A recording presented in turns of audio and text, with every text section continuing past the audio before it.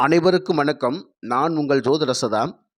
இந்த பதிவில் தமிழ் வருஷங்களில் 38வது வருஷம் என்று சொல்லக்கூடிய இந்த குரோதி தமிழ் புத்தாண்டு கடகராசிக்காரவங்களுக்கு எப்படி இருக்கும், அவங்களுக்கு நடக்க போகிற சுபபலன்கள் எப்படி அப்படிங்கிறத பற்றி இந்த பதிவில் நம்ம பார்க்கலாம்.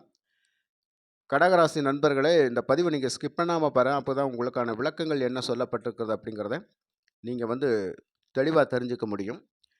கடகராசியில் புனர்பூச நட்சத்திரம் 4ஆம் பாதம், பூசம் நட்சத்திரத்தினுடைய 4 பாதங்கள், ஆயில்யம் நட்சத்திரத்தினுடைய 4 பாதங்கள் ஆக 9 பாதங்கள் இந்த ராசியில் இருக்குது. இந்த 9 நட்சத்திர பாதங்களுக்கும் இந்த பலன்கள் பொருந்தும். இப்போ தற்சமயம் இந்த கடந்த வருடம் அப்படிங்கிறது குரு பகவான் உங்களுடைய ராசிக்கு 10வது இடத்துல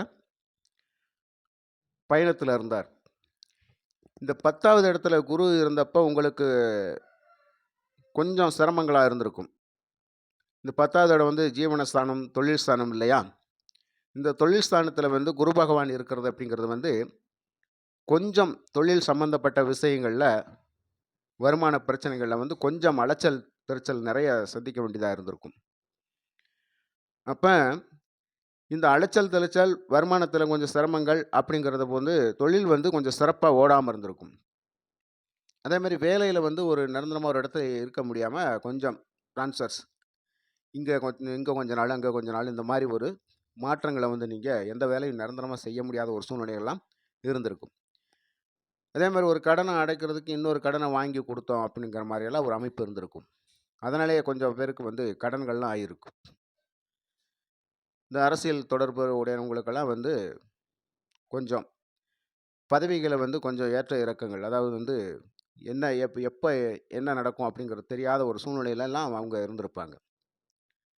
பொதுவாகவே 10ல் குரு இருந்தால் கொஞ்சம் நிறைய இந்த மாதிரியான பிரச்சனைகள் எல்லாம் ஏற்ற இறக்கங்களை கொடுத்துக்கிட்டே இருக்கும். இப்படிப்பட்ட குரு பகவான் அடுத்து சித்திரை மாதம் 18ஆம் தேதி, அதாவது மே 1ஆம் தேதி ரிஷபராசிக்கு பயிற்சியாகி போகிற போது உங்கள் ராசிக்கு ரிஷபராசி 11ஆம் இடம் லாபஸ்தானம். இந்த லாபஸ்தானத்தில் குரு பகவான் இருக்கிறது மிக மிக ஒரு அற்புதமான ஒரு நல்ல விஷயம். 11ஆம் இடம் லாபஸ்தானத்தில் குரு பகவான் வந்தால் பெரிய பெரிய மகான்களுடைய ஆசீர்வாதம் கண்டிப்பாக கிடைக்கும். குடும்பத்தில் பெற்றோர்களின் ஆசீர்வாதம், முழு ஆசீர்வாதம் உங்களுக்கு கிடைக்கும். சப்போர்ட்டிங் இருக்கும். எந்த துறையில் நீங்கள் போனாலும் அந்த துறையில் உங்களை வரவேற்று காத்திருக்கக்கூடிய ஒரு சில நல்ல விஷயங்கள்லாம் நடக்கும். அப்போ தொட்டது தொடங்கக்கூடிய காலகட்டம். இப்போ இதுக்கு முன்னாடி என்னென்ன பிரச்சனைகள்லாம் நம்ம சிக்கி தவிச்சுக்கிட்டு இருந்தோமோ அந்த பிரச்சனைகள் கொஞ்சம் மாற்றி அமைக்கக்கூடிய ஒரு காலகட்டமாக இருக்கும். இப்போ இந்த கடன்களை அடைக்கக்கூடிய ஒரு வழி உங்களுக்கு கண்டிப்பாக வந்தே தீரும். அதேமாரி தொழிலில் ஒரு நிரந்தரத்தன்மை ஏற்படும், அதாவது திருப்திகரமான தன்மை ஏற்படும். அதேமாதிரி வேலையில் இருப்பவங்களுக்கு ஒரு நல்ல திருப்திகரமான ஒரு சூழ்நிலை ஏற்படும். அப்போ இனி நிரந்தரமாக ஒரே வேலையில் இருந்துடலாம் அப்படிங்கிற ஒரு மனதிடம் இந்த நேரத்தில் உங்களுக்கு வரும். அப்போ இந்த அலைச்சல் திருச்சல் அப்படிங்கிறத இந்த வருஷத்தில் உங்களுக்கு அப்படி இருக்காது. புரியுதுங்களா? அதே மாதிரி சனி பகவான் 8ஆம் இடத்துல அஷ்டம சனியாக சஞ்சாரம் செய்கிறார். உங்களுக்கு இப்போ அஷ்டம சனி நடந்துக்கிட்டு இருக்குது. இந்த அஷ்டம சனி காலத்தில் என்ன பண்ணும் அப்படின்னு கேட்டால், எதை தொட்டாலும் காலதாமத்தோடு நடக்கக்கூடியது. ஒரு பக்கம் குரு பகவான் நல்லது செஞ்சாலும் இன்னொரு பக்கம் சனி பகவான் கொஞ்சம் தீமைகளையும் செய்வார். அப்போ ஏற்ற இறக்கங்கள் அப்படிங்கிறது கண்டிப்பாக இருக்கும் அப்படிங்கிறது இந்த கடகராசிக்கு சொல்லப்பட்ட ஒன்று. அப்போ இந்த 8ஆம் இடம் அஷ்டம சனியாக இப்போ நடந்துகிட்டு இருக்கிறனால உங்களுடைய உறவினர்கள் மற்றும் நண்பர்கள் மூலமாக உங்களுக்கு ஒரு கருத்து வேறுபாடு அப்படிங்கிறது கண்டிப்பாக இருக்கும். இப்போ நீங்கள் ஒரு நல்ல விஷயத்த சொல்லியிருப்பீங்க, அவங்க அந்த கருத்தை அவங்க ஏற்றுக்கிற மாட்டாங்க. அதுக்கு ஒரு மறுப்பு தெரிவிக்கக்கூடியது. அந்த மாதிரி மறுப்புகள் வர்றதுனால உங்களுக்கு மனசு கொஞ்சம் சங்கடமாயிட்டு, அதன் மூலமாக உங்களுக்கு கருத்து வேறுபாடு கண்டிப்பாக ஏற்படக்கூடிய ஒரு அமைப்பு இருக்கும். அப்போ உறவினர்கள் மத்தியில் கருத்து வேறுபாடு அப்படிங்கிறது இந்த காலகட்டத்தில் இருக்கும். அதே மாதிரி பயணங்களில் சில நேரங்கள் நம்ம இப்போ உதாரணமாக ஒரு செல்ஃபோனே பேசிக்கிட்டு நம்ம போயிட்டுருக்கோம் அப்படின்னு சொன்னால் கொஞ்சம் பத்திரமா பார்த்து பேசிக்கிட்டு போகணும் அப்படிங்கிறது தான். நிறைய ஒரு வழிப்பறி சம்மந்தப்பட்ட விஷயங்கள் அப்படிங்கிறது வந்து நம்மள அறியாமலே நம்மளுடைய பொருள்கள வந்து இழப்பீடு ஆகக்கூடிய ஒரு சூழ்நிலைகள். அந்த விஷயத்துல கொஞ்சம் கவனமா இருங்க அப்படிங்கிறது. அதே சமயம் எந்த ஒரு விஷயமானாலும் பொது காரியங்கள்ல ஈடுபடுறவங்க கொஞ்சம் ஜாக்கிரதையா ஈடுபட்டுக்குங்க.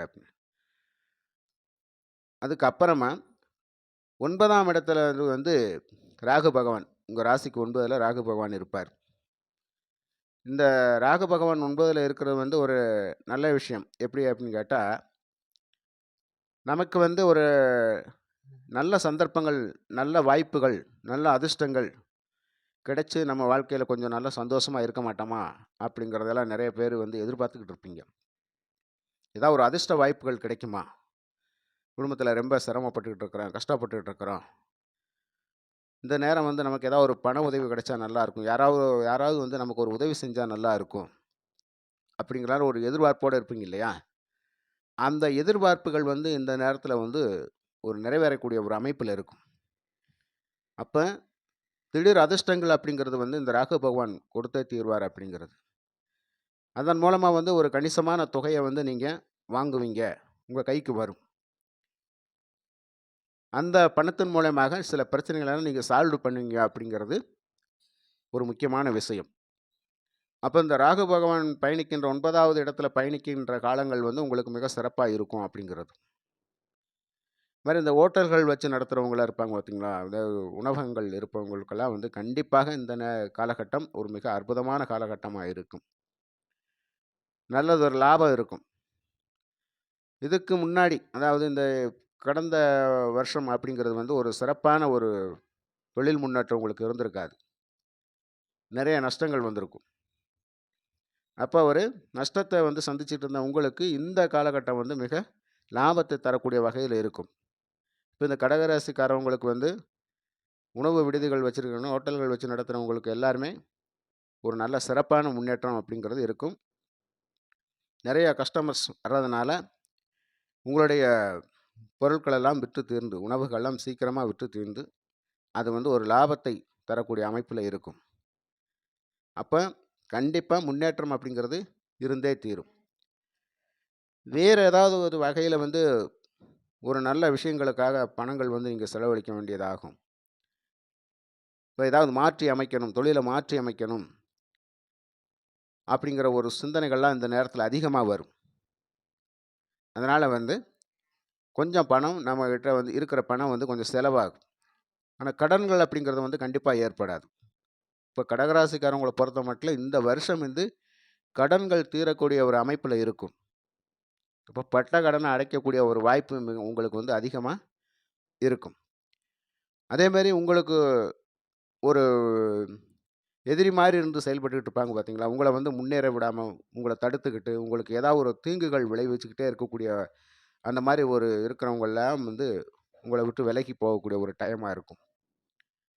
அதனால வந்து அந்த விஷயத்தில நமக்கு எந்த ஒரு பயமும் வேணாம். அதேமாரி கேது பகவான் வந்து 3ஆம் இடத்துல இருப்பது வந்து கொஞ்சம் சகோதர வகையில வந்து கண்டிப்பா பிரச்சனைகள குடுத்துருவாரு. ஏன்னா சகோதர ஒற்றுமை வந்து இருக்காது. ஏதாவது ஒரு சூழ்நிலையில வந்து மனசங்கடப்பட்டு சண்டை சச்சரவுகள உருவாக்கி விட்டுருவாரு. அந்த வகையில கொஞ்சம் பார்த்து நடந்துங்க. கொஞ்சம் நிம்மதி குறைவு ஏற்பட்டுரும். அப்ப சகோதரர்கள் மத்தியில வந்து பேச்சுவார்த்தைகள் பேசுறபோது கவனமா பார்த்து பேசிக்கங்க. பெற்றோர்களுடைய உடல் நலத்தில வந்து கொஞ்சம் கவனமா பார்த்துக்குங்க. இந்த 3ஆம் இடத்து கேது வந்து கொஞ்சம் பிரச்சனைகள குடுத்துருவாரு. அதேமாரி அடுத்தவங்க அதாவது அண்டை அயலாருடன் பக்கத்தில இருக்கிறவங்க, அவங்க கிட்டயும் கொஞ்சம் பார்த்து நடந்துக்குங்க. ஏதாவது ஒரு பிரச்சனையில வந்து உங்கள பேசி எடுத்து ஒரு கருத்து வேறுபாடு அப்படிங்கிறது வந்துரும். புரியுதுங்களா? அந்த 3ல கேது இருக்கிறப்ப கொஞ்சம் சிரமங்கள குடுக்கும். ஆனா, இதையும் தாண்டி நமக்கு யாரு உங்களுக்கு நன்மை செய்ய போறாங்கன்னா, ராகு பகவான் மட்டும் ஒரு நன்மை செய்யக்கூடிய அமைப்பில இருப்பார்.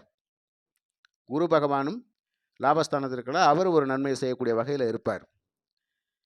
அப்போ அஷ்டம சனி காலத்தில நாம சந்திக்கின்ற சுப பலன்கள் இந்த குரு பகவானாலயும், ராகு பகவானாலயும் மட்டும் தான். இப்ப ஏற்ற இறக்கங்கள் அப்படிங்கிறது வந்து கண்டிப்பாக இருந்தாலும், சில விஷயங்கள்ல வந்து நமக்கு முன்னேற்றங்கள் கண்டிப்பாக கிடைத்தே தீரும் அப்படிங்கிறது, இந்த கடக ராசிய பொறுத்தமட்டும் இந்த குரோதி வருஷம் நன்றாக இருக்கும். அதனால வந்து இந்த தூரதேச பயணங்கள் அப்படிங்கிறதெல்லாம் வந்து கொஞ்சம் தவிர்க்கக்கூடிய காலகட்டங்கள். தூரதேச பயணங்கள வந்து இந்த காலகட்டத்தில கொஞ்சம் தவிர்த்துக்கங்க. அதன் மூலம் நீங்க ஏதாவது ஒரு நல்ல விஷயமா நெனச்சு, அந்த பயணத்தின் மூலியமா நமக்கு ஒரு நல்ல அனுகூலம் கிடைக்கும். கண்டிப்பா போனா நம்ம எதுக்காவது ஒரு வாய்ப்பு நல்ல ஒரு வேலை வாய்ப்புலயோ, ஏதோ ஒரு காரியமா நீங்க பயணங்கள் மேற்கொண்டாலும், அந்த பயணங்கள்ல வந்து கொஞ்சம் மன சங்கடப்படுற மாரியான சூழ்நிலைகள்லாம் ஏற்பட்டுரும். அதனால வந்து மன அழுத்தம் அதிகமா இருக்கும். அதனால இந்த வருஷத்த பொறுத்தமட்டும் தூரதேச பயணங்கள் அப்படிங்கிறது கொஞ்சம் நிறுத்தி வச்சுக்கங்க. சரிங்களா? அதுக்கப்புறமா ஒரு முக்கியமான ஒரு ஒரு பரிகாரம் அப்படிங்கன்றது என்னன்னு கேட்டா, பௌர்ணமி இல்லாட்டி அமாவாசை திதிகள்ல வந்து பிரத்யங்கரா தேவிக்கு வந்து அலரி பூக்களால மாலை அல்லது குங்குமத்தினால அபிஷேகம் செஞ்சு வழிபட்டா கொஞ்சம் நல்ல சிறப்பா இருக்கும். புரியுதுங்களா? அதுக்கப்புறமா அது செய்ய முடியல அப்படின்னா, டெய்லி காலையில காலையில கிழக்கு திசையில பறவைகளுக்கு வந்து ஒரு சாதம் வைங்க. அது உங்களுக்கு மிகுந்த சிறப்பா நன்மை தரக்கூடிய வகையில இருக்கும். வந்து சாப்பாடு வச்சு, அந்த பறவைகளுக்கு அன்னதானம் பண்ணீங்க அப்படின்னு சொன்னா, நமக்கு அந்த கடகராசிக்காரவங்களுக்கு இந்த வருஷம் நடக்கப் போற அந்த சின்ன சின்ன அசுப பலன்கள் குறையக்கூடிய வாய்ப்புல இருக்கும். அதே மாரி சனிக்கிழமை தோறும் ஸ்ரீ ஆஞ்சநேயரை வந்து வழிபடுங்க. ஒரு 11 முறை சுற்றி வந்து வழிபட்டோம் அப்படின்னு சொன்னா, கண்டிப்பாக நமக்கு ஒரு தைரியம் பிறக்கும். எதிலும் தன்னம்பிக்கை இருக்கும். துணிச்சலா செயல்படக்கூடிய ஒரு அமைப்பெல்லாம் நமக்கு வரும். காரிய வெற்றி கண்டிப்பாக இருக்கும். இது வந்து நீங்க தாராளமா செஞ்சிரலாம். பக்கத்துல ஆஞ்சநேயர் கோயில் இருந்தா கண்டிப்பா போய் உங்களுக்கான வேண்டுதல நம்ம நிறைவேத்திக்கலாம். பறவைகளுக்கு வந்து அன்னதானம் வைக்கிறது வந்து கண்டிப்பாக செஞ்சிரலாம். இதெல்லாம் வந்து நம்ம வீட்டிலேயே செய்யக்கூடியது. இதுக்கு தேடி எங்கேயும் போக வேண்டிய அவசியம் கிடையாது. அதனால வந்து இந்த ஒரு சின்ன சின்ன பரிகாரங்கள நீங்க பண்ணிக்கலாம். அதே மாரி நம்ம ஒரு பசுக்களுக்கு வந்து வாழைப்பழம் வாங்கி குடுக்கறது, ஏதா ஒண்ணு செய்யுங்க. அது நல்ல விஷயம். கண்டிப்பா தாராளமா வாங்கி குடுக்கலாம். இந்த வாழைப்பழம் வாங்கி குடுக்கறது வந்து பசுக்களுக்கு குடுத்தோம் அப்படின்னு சொன்னா, நம்மளுடைய சாபதோஷங்கள், முன்னோருடைய சாபதோஷங்கள்லாம் நீங்கி நமக்கு ஒரு நல்ல முன்னேற்றம் அப்படிங்கிறது கிடைக்கும். பெரியவருடைய ஆசீர்வாதம் அப்படிங்கிறது நமக்கு தாராளமா கிடைக்கக்கூடிய அமைப்பு. ஆக கடகராசிக்காரவங்கள பொறுத்தமட்டில அஷ்டம சனியாக இருந்தாலும், இந்த குரு பகவான் மிகுந்த சிறப்பான பலன்களை தர தயாராக இருக்கின்றார். அதே மாதிரி 9ஆம் இடத்துல இருக்கிற ராகு பகவானும் உங்களுக்கு சிறப்பான பலன்களை திடீர் அதிர்ஷ்டத்தின் மூலமாக பணவரவை ஏற்படுத்தி உங்களுடைய கடன்களை அடைக்கக்கூடிய ஒரு அமைப்பில் கண்டிப்பாக இந்த ராகு பகவான் உதவிகரமாக இருப்பார். நீங்கள் கவனமாக இருக்க வேண்டியது தூரதேச பயணங்களை தவிர்க்க வேண்டியதாக இருக்கும்.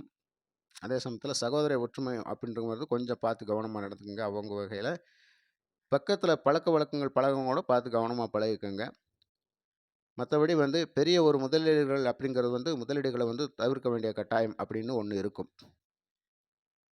இந்த குரோதி வருஷத்தில் கடகராசிக்காரவங்களுக்கு கிட்டத்தட்ட ஒரு 70% வரைக்கும் நற்பலன்கள் தான் நடக்கும். சுப பலன்கள் அப்படிங்கிறது அதிகமாக உங்களுக்கு கிடைக்கக்கூடிய அமைப்பிலே இந்த புது வருஷம் இருக்கும். அதனால் கடகராசிக்காரவங்கள் ஆல் பாஸ் அப்படிங்கிற மாதிரி தான். நண்பர்களே, இந்த பதிவு பிடிச்சிருந்தா சப்ஸ்கிரைப் பண்ணுங்கள், ஷேர் பண்ணுங்கள். மற்றும் ஒரு நல்ல பதிவில் நான் உங்களை சந்திக்கின்றேன். நன்றி, வணக்கம்.